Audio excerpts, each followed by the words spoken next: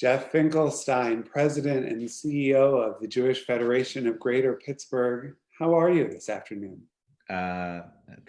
Thanks for asking. First, before I even answer that, I've been watching all of your posts on Facebook, doing these types of interviews with all types of different people. And I think it's wonderful the way you're keeping your synagogue and other people in the community engaged, because while we might be alone, we are not alone. So thank you for doing that. I'm doing just fine. On the work side, I'm probably busier than normal, but I'm really proud of my staff who keep the federation and our agencies and this community together as much as we can. But it's also the second time that our staff and our community has been tested in the last year and a half with the shooting at the Tree of Life building and now this, and it's stressful, and it is definitely re-traumatizing for lots of us. And on the personal side, I have two college kids now back at home taking classes. I have a wife who's teaching classes for CCAC, and what I like to say is I have no class. Thank you. I'll be here all week. I actually will be here all week. It's tough watching my kids. I can tell you they have no desire to be in my house. They are used to being somewhat independent, maybe not financially, but otherwise making their own decisions, and they're under my roof. And my oldest is supposed to be graduating from college in just about a month, and everything she had worked for, well, she worked for to get the diploma, the degree, but all the fun stuff she had worked for is now gone, and it's really tough. And she's trying to find a job here while sitting in our house. But in the scheme of everything that I see going on in places like New York, and I just found out late last night, my dear colleague, close friend, who's the CEO of the LA Federation, lost his twin brother yesterday morning to COVID-19. And, in a scheme of all of that, these difficulties are not so big, as I look at what the reality is that other people are going through. It's important perspective to hold. And I heard just this morning of a member of our Jewish community who has pulled through onto the other side. Oh, with deep condolences to your friend and colleague, and may there be many more happy stories. Amen. So this technology, this new reality, gives us kind of a peek into everyone's workspaces and homes. Where are we at right now? I gather you are at home? I am at home. I am in my living room. We don't have a very big house. So my wife works out of our bedroom. My kids each work out of their bedroom, which leaves me with no other place than sitting in my living room. So at some point, you may have a child or a spouse walking by. You may hear their footsteps. But I'm here in Squirrel Hill, and I've been sitting in this same seat for 5+ weeks already on nonstop Zoom calls, both local and national calls. My favorite so far has been when my 4-year-old decided that services were the right time to walk past in her undies and plop down on the toilet beside us. We couldn't see that part, but we could hear it. Well, I've been joking with my 19-year-old son that, when I'm on a Zoom call with my staff, a lot of them have their little kids crawling on their laps, and I really want him to come. I mean, he's taller than me, which isn't saying much, but I really want him to come and sit on my lap for a little bit, and I could show off my cute little boy. I love it. So in addition to working from home, I imagine there have been some pretty major changes to how you and how Federation are operating right now. Would you say a little bit more about what's changed in response to COVID-19? So we were pretty early in preparing for this. We could see where the world was going and started thinking about the systems we were going to need to have in place to make sure that we could continue to do our work. Everything from our IT from probably 2 weeks before we actually physically closed the office, making sure that every single person had computer access, and for the few people that didn't have internet, they had that in place, to make sure that all of our systems were up and running, that we could work virtually. And in fact, the Monday, there was a Friday, we decided on the next Monday we were going to go virtual as a test run, and it turns out that that test run became the first day where we really worked at home, and so all of that has been going. And someone said something to me early on in this, and they said, history is going to look at your response in one of two ways. You either overreacted or you underreacted. No one's going to say you did it perfectly. And so we've leaned towards overreacting to make sure that we could continue to do our work, and to make sure that our staff and all of our volunteers stay safe. So we put together very quickly a core team of staff, our coronavirus staff team. In the first 2 to 3 weeks, we met every single day to make sure that we had everything moving for the community, both to make sure that we understood what was going on with our 8 beneficiary agencies and our 2 overseas partners, but also to make sure we could continue to function. We needed to run our annual campaign. We needed to make sure that we get checks out to all of our agencies that receive money. We need to make sure we could continue to process the checks that were coming in. We need to make sure we could get all the letters out that need to go out to acknowledge donations and other things. So so all of that's been going on virtually.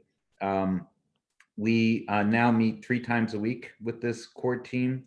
We're in constant contact with our 8 beneficiary agencies, which are the JCC, the Jewish Association on Aging, Jewish Family and Community Services, Jewish Residential Services, Community Day School, Yeshiva, Hillel Academy, and Hillel Jewish University Center. And so we are making sure we know what's going on in each of those, both financially and operationally, and to understand where we might be able to help. The other thing we've done is tried to push out as much information as possible to all Jewish institutions. So from running some seminars about the PPP loan program that have been pushed out from our parent body, the Jewish Federations of North America, which, by the way, one of their webinars had over 4,000 people on it, to employment issues. We brought in a couple of labor lawyers to discuss the realities if people are going to be furloughing or letting staff go. And next week we actually have, or this week we have a program about security that we're pushing out to the community. And on top of all of this, we're trying to raise extra money for needs related specifically to COVID-19 response in the community. We've from 2 different sources. One is dollars raised outside, and from dollars we've repurposed, and I'll talk about that in a second. We've put together about $1.6 million already, and we pushed out over $540,000. The repurposed money is, we looked at money that was in the Federation that was lined up for specific programs, and the perfect example is Yom HaAtzmaut, Israel Independence Day. We had budgeted at $35,000, I think, for that day.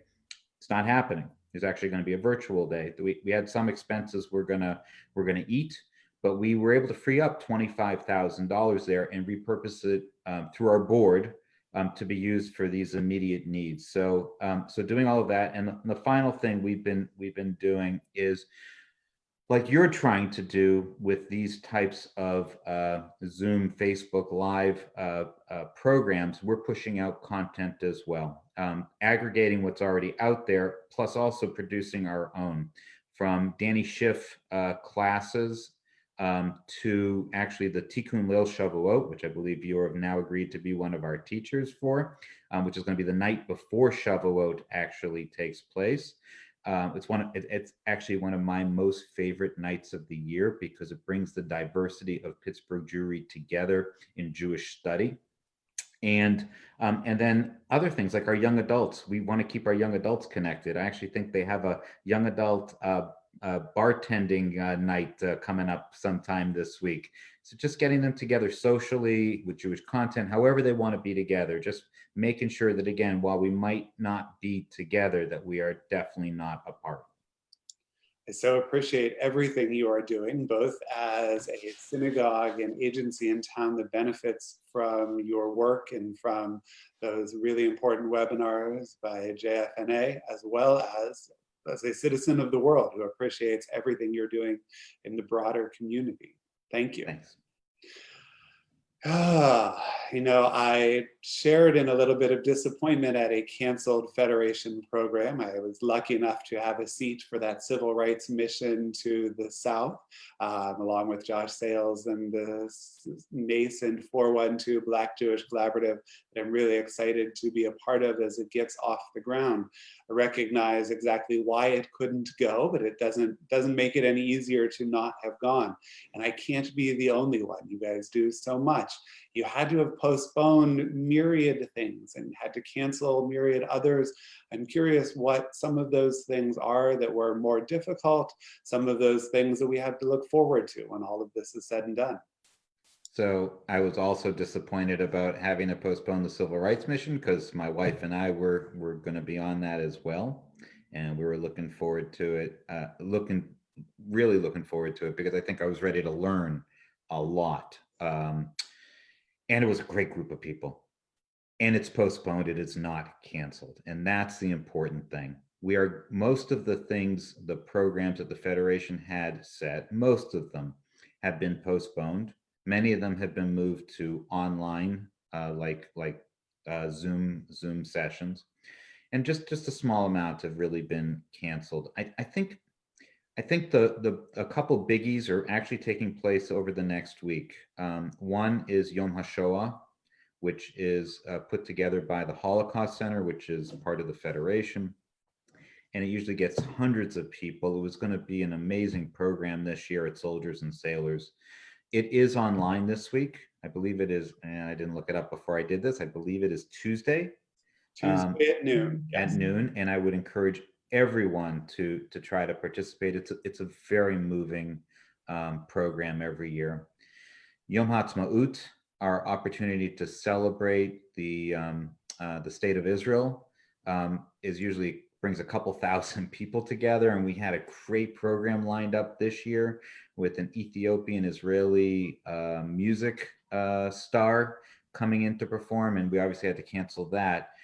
The Jewish Federations of North America is putting together a Yom HaAtzmaut celebration for all of us, and so that'll be streaming online, and there's information about that on the Federation website. But I'm going to miss seeing all these young Pittsburgh families coming together. And again, the part that I love is seeing the diversity of Pittsburgh Jewry: Reform, Conservative, Orthodox, Chabad, non-affiliated with any movement, people from the North, the South, the city, everywhere. That's what I love, and that's what we're missing out on.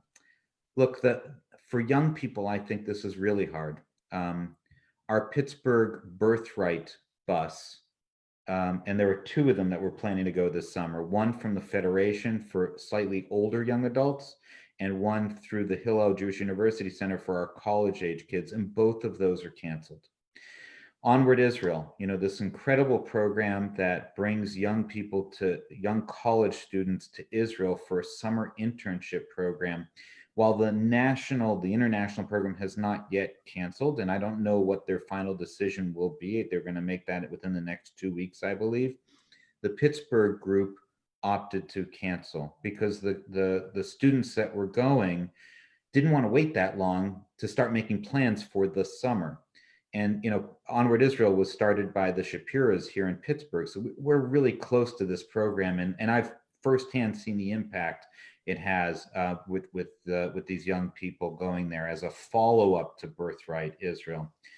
I don't know what's going to happen with other trips to Israel this summer for all of our teens. And Federation, we give every teen $2,200 to go on those experiences because we know how powerful they are.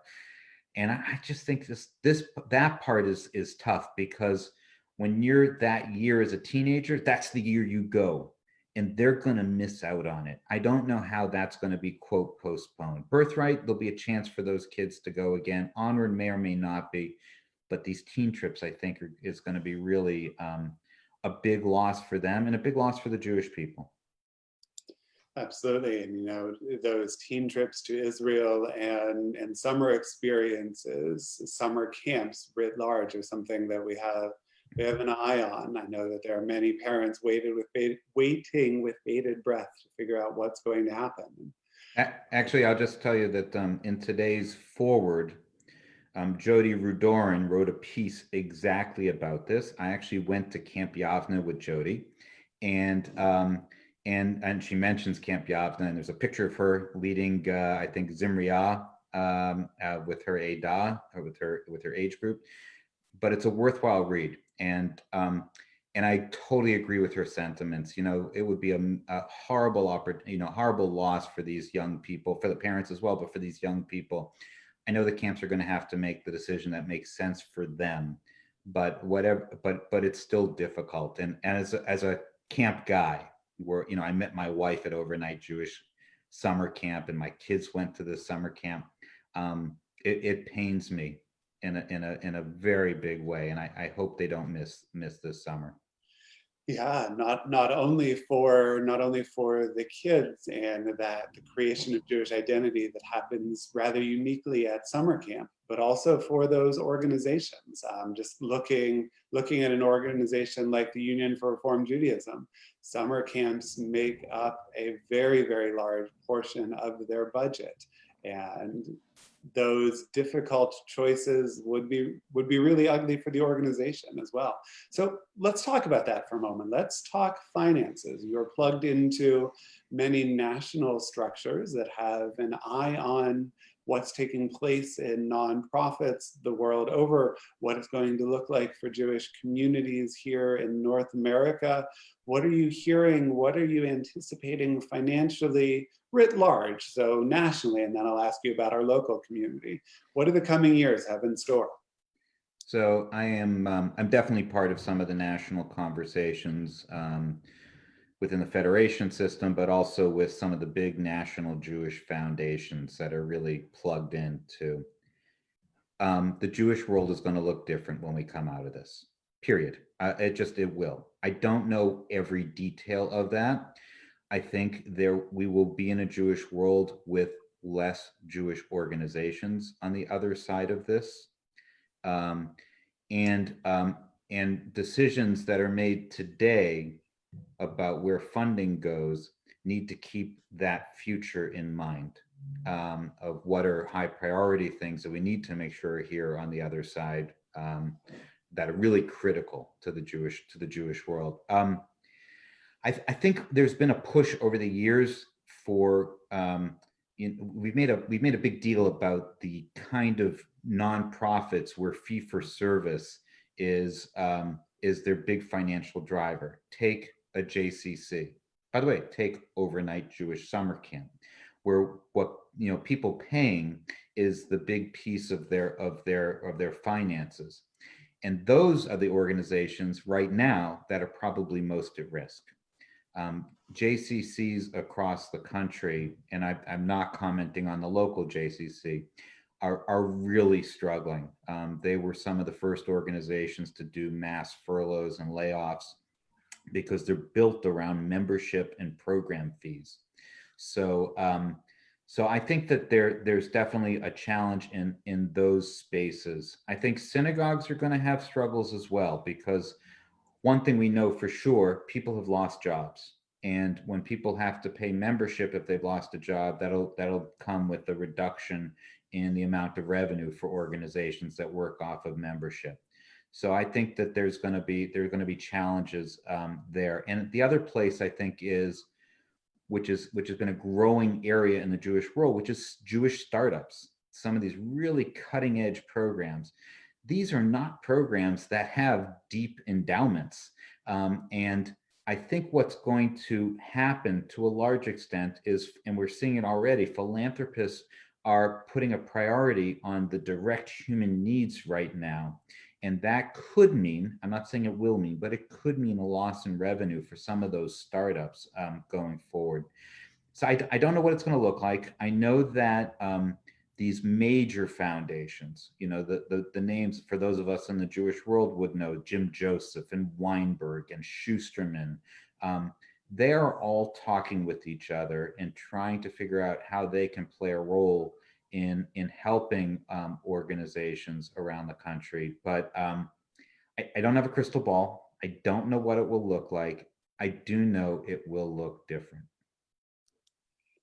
Absolutely. And you also uniquely have your finger on the pulse of the Pittsburgh Jewish community. How do those trends, how do those things you're hearing, foreseeing, expecting, how are they going to play out in Pittsburgh?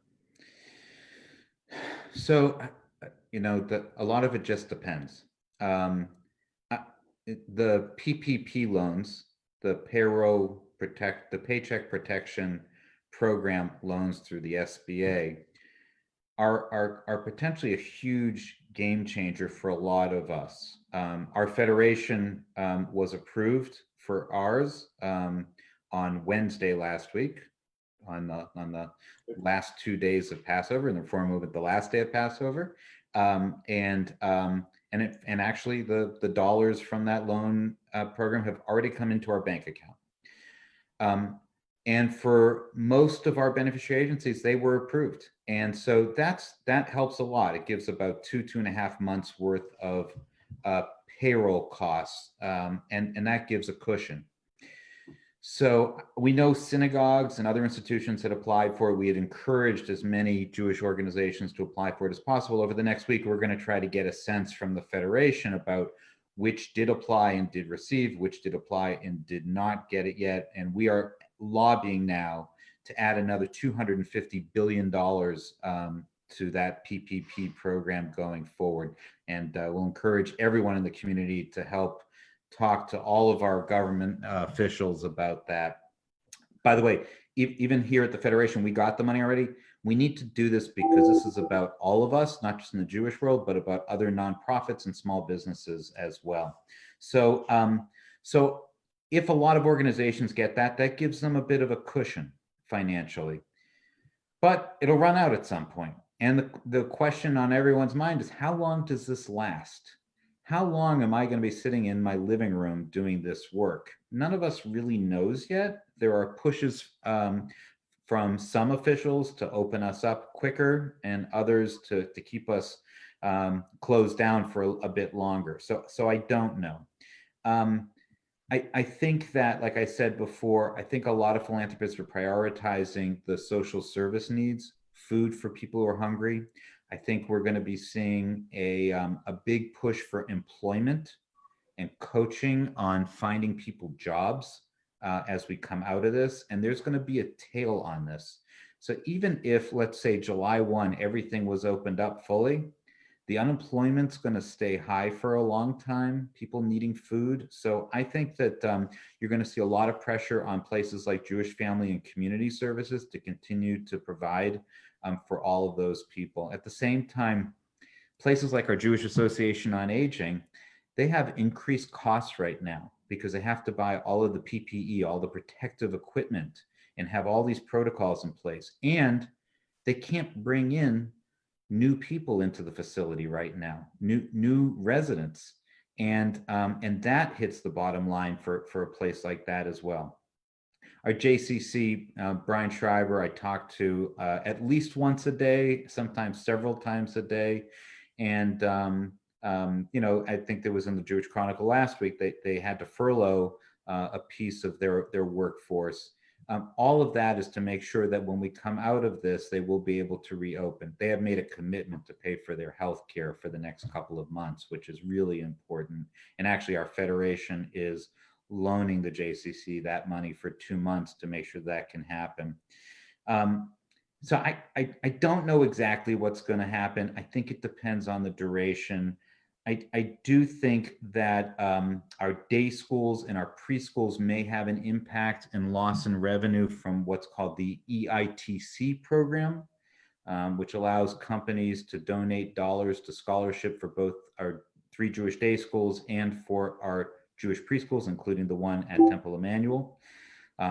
With businesses revenue going down, I would believe their tax burden will also go down, so it could have a negative impact there. We don't know yet, but we're starting to prepare for that.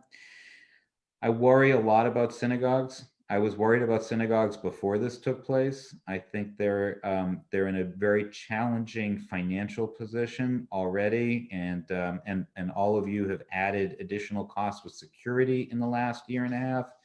And I think now potentially members not being able to pay what they paid before could have an impact for the short term and the long term. And so really for the members who can pay, how's this? You like this? For the members who can pay, keep paying and pay more if you can. Absolutely. You know, I share some concerns for the synagogue, of course. During my installation weekend, one of the remarks that I made then, and if it was true 9 months ago, how much the more so now, synagogues that aren't doing transformational work now are tomorrow's parking lots. Right. That process has been hastened. We have a lot of learning and growing to do in a rapid and relatively short period of time to prove our value, to keep people engaged. And unfortunately, it's going to be true for every Jewish organization. It is. It's not just synagogues. Absolutely. So for our people who are listening to us today, I've put a few comments using the comment feature on Facebook. You can find a link to the Holocaust Center's program, Zoom webinar for Tuesday. You can find that article on Jewish camping that Jeff mentioned, as well as the contact information for Pennsylvania senators if you wish to add your voice, encouraging them to refund the PPP. Jeff, I'm so grateful for your time, and I want to give you the last word here.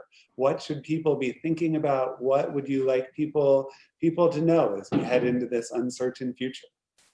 So the first thing is, if you need help, please reach out. The Federation, along with the United Way, partnered with with our Jewish Family and Community Services, and there is a phone number which I'll ask, which I didn't write down before, but if you can add it up onto the chat. If you need help, reach out. You know, we are here to make sure that whatever your needs might be, we can try to address them. There are financial resources available from places like Hebrew Free Loan, which Federation just made a donation to add to their pot for loans. From the Jewish Family Assistance Fund, with the Federation also just added money to them with direct grants to people in need. And to SOS Pittsburgh, which is a similar program that's run from Jewish Family and Community Service through the Squirrel Hill Food Pantry. And so if you need help, we want to be there to help you. That is the first and most important thing. And the second thing is, no matter what, stay connected. We need to stay connected with each other. We need to stay connected with our family. We need to stay connected with the Pittsburgh Jewish community. So as you see opportunities like participating in this, or participating in a class with Rabbi Danny Schiff, or the Yom HaShoah program, or the Yom HaTzmaut program, or whatever it is, stay connected. Judaism is not a solo sport. It is a team sport, and we need to all be in this together. And you know, people like to say that's why we need a minyan. We need 10 people to be able to say certain prayers. We need to come together, and I really want to encourage everyone to stay connected Jewishly, and to stay healthy. Jeff Finkelstein, President, CEO of Jewish Federation of Greater Pittsburgh, thank you so much for your time. Thank you, Rabbi.